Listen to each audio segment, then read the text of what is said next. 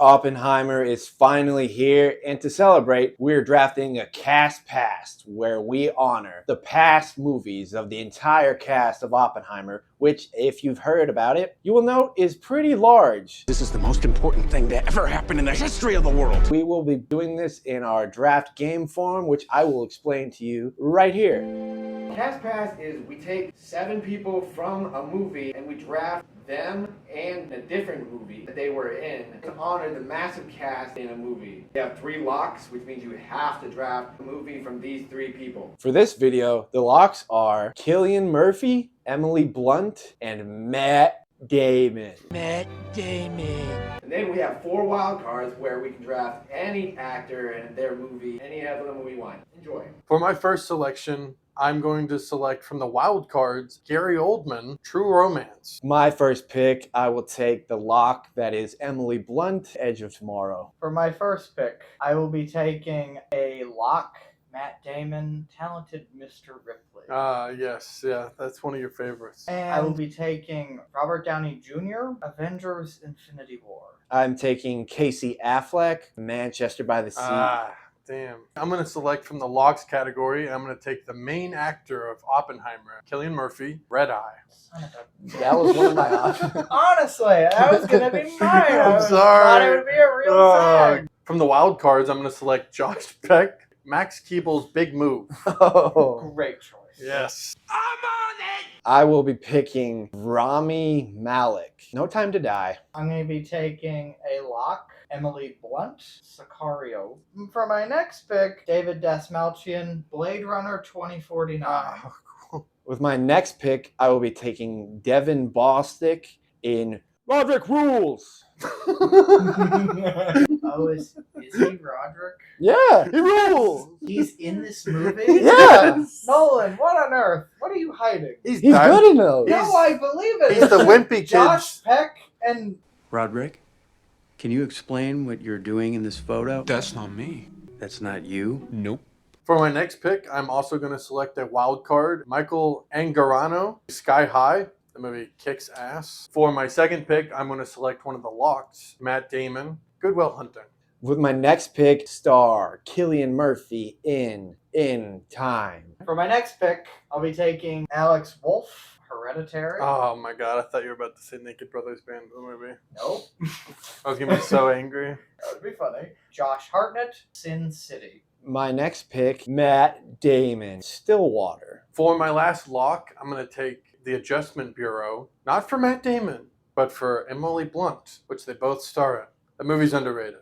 People don't talk about it. So. I like it. They make adjustments. And for my last pick, I wanted to select from the wild cards, James Remar, Raiden in Mortal Kombat Annihilation. He's hilarious in that. I'm sorry. It's just the Warriors. Alright. With my final and maybe most important pick of the draft, I will select David Krumholtz, the Santa Claus. Yeah. I just love that this very prestigious 3-hour movie has elicited conversations about the Santa Claus and the Naked Brothers Band. Okay, my last pick, which is the star of the film, Oppenheimer, Cillian Murphy, A Quiet Place Part 2. Now we're going to briefly go over all our picks, starting with the locks. First guy, star of Oppenheimer, Cillian Murphy. He's had many little parts in other Nolan films and other subsequent movies across the globe and is the big star of Peaky Blinders. But we are only picking movie roles, and I selected In Time, one of my all-time favorite underrated movies in terms of just like, hey, this is this movie where time is literally money. It's a pretty cool concept, and basically that's how everybody's going to sell it to you, and I am going to continue that great tradition and sell it to you the same way. In Time. Did you say I thought you were talking about Time. That's a better movie. I have very fond memories of this movie just being one of those first deep cut movies that I got into back when it came out, and I just discovered it on television and I watched it several more times, and I recently rewatched it about 2 years ago. Cillian Murphy plays the villain in this movie like he does in many other films, but he's really just trying to get his job done and fix the time and society. I am a timekeeper. I don't concern myself with justice. I only concern myself with what I can measure. Seconds, minutes, hours. And that time is in the wrong hands. My Cillian Murphy pick, a film called Quiet Place Part 2. My goal with this was to not pick a single Nolan movie. I was not going to do it with The Quiet Place Part 2 because I think he's really good in this movie. This little nifty 90-minute sequel, I think it's good. Get it done! Get it done!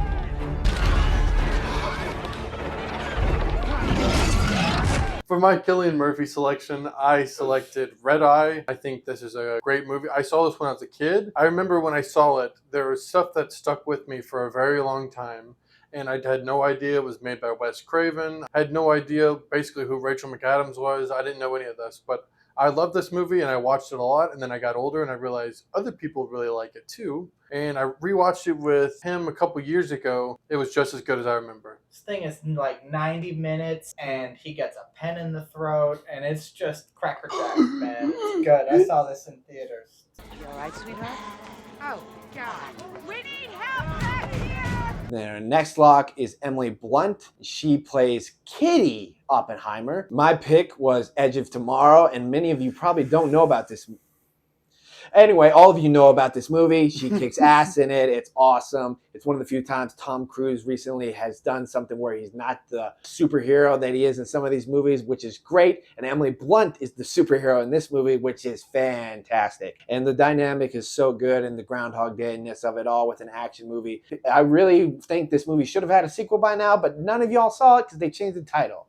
But actually, all of y'all saw it because everyone knows about it. So I'm a confusing idiot. It did flop.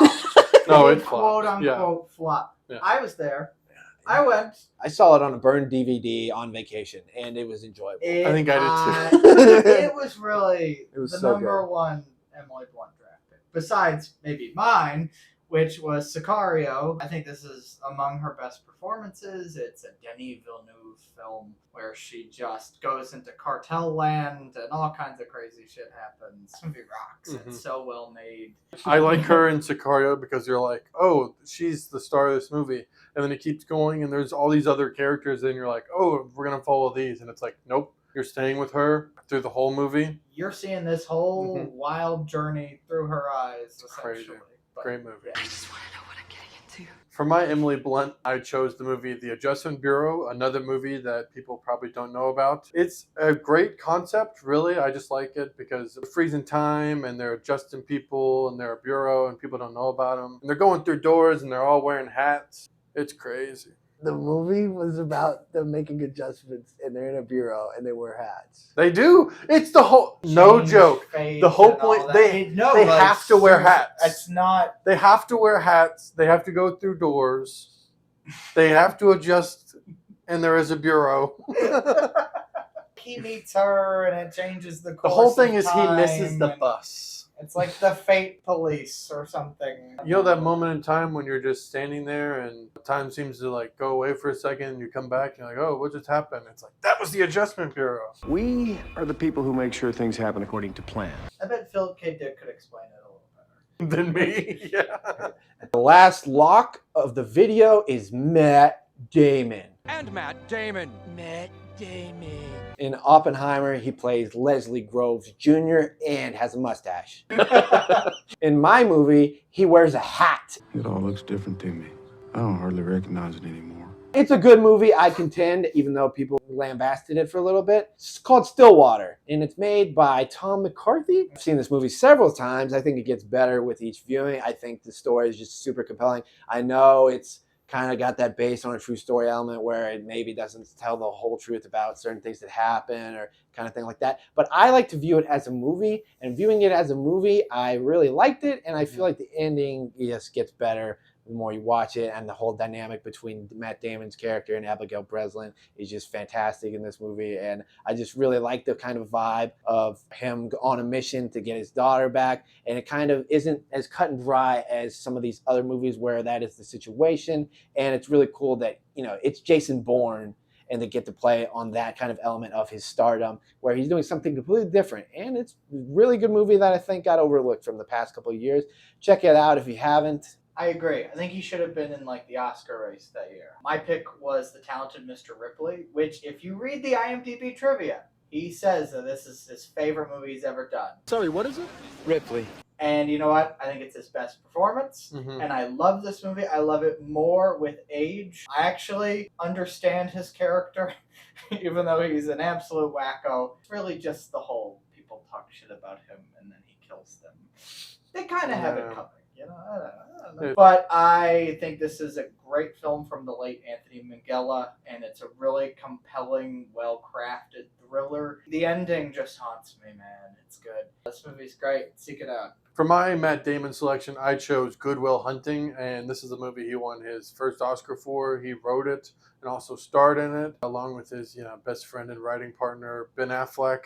I've seen this movie 1,000 times, but every time I go back to it, I still think it's incredible. Robin Williams did get the acting win for it. I do think Robin Williams is incredible in it, but I think Matt Damon is just doing a whole performance, and every time I watch it, the last 30 minutes he's incredible in it, and I had to put it down as one of my locks. Do you like apples? Yeah. How do you like them apples? Now I'm going to run down through my wild cards that feature the many other actors in this movie Oppenheimer. And there are a lot. Here are a few of them. Casey Affleck in Manchester by the Sea. He's, of course, the lead of this movie. This is one of my favorite movies of all time.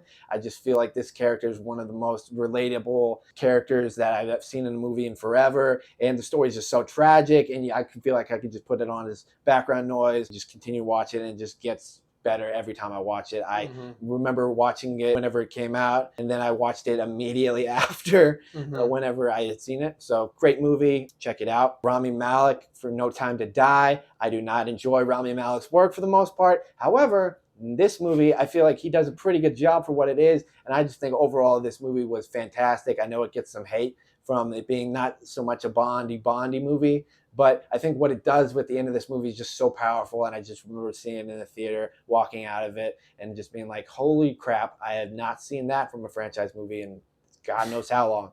So I recommend it highly. Devon Bostick, Rodrick rules. This pick is mostly just based on the fact that, okay, Devon Bostick, you're in this Christopher Nolan Oppenheimer movie that's really random and also good for you, and also the Rodrick memes are plenty, but I am full-on Team Rodrick. When they changed up Rodrick's casting, they totally blew the amazing franchise of The Diary of a Wimpy Kid, which, honestly, if I'm being honest, these are pretty good movies for what they are, and he is one of the best parts of the movie. David Krumholtz, I saw he was in this movie, and I was like, that's very interesting because he plays Bernard in The Santa Claus. And I just feel like that's really interesting paired with the Bostick pick and a couple other picks from some other people in this draft. I feel like we're all understanding what these videos can be, and I just wanted to be part of this.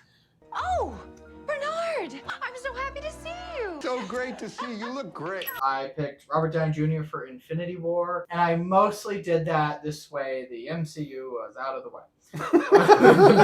But I also love this movie. The first Iron Man is more of his thing, but also I think Infinity War is the best of the MCU, and I feel like oftentimes I draft these pretentious movies. I just wanted to really level with the people here. I thought you were taking Doolittle. Hilarious.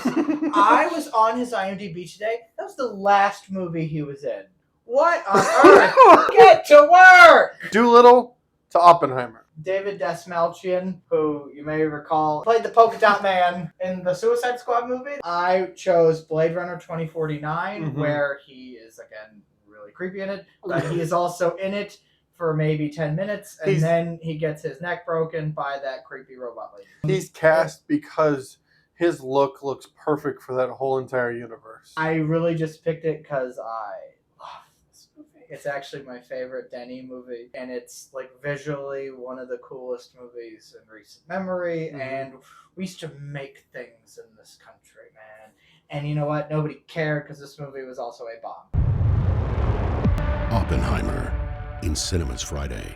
Book tickets now. Alex Wolff in a film called Hereditary. My one flaw with the film is his cries. It sticks out to me every time I see it. It's like this.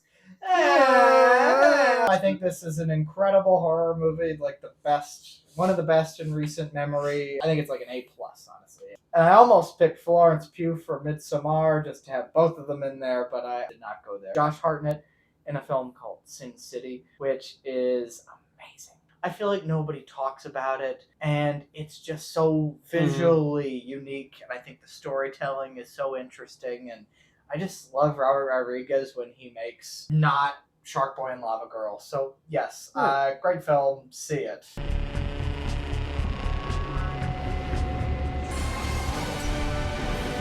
For my first wild card selection, I chose Gary Oldman, True Romance. He plays a character named Drexel Spivey.